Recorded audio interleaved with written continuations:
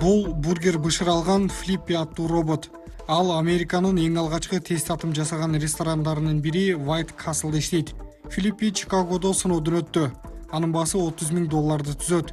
Андан соң жылына $15,000 төлөп туруу керек. Фастфуд тамактардын жасалышын мындай роботтор тездетип коет деген пикирлер бар. Ал эми социалдык аралыкты сактоо керек болуп жаткан учурда да мындай роботторго суроо талап өсүшү мүмкүн.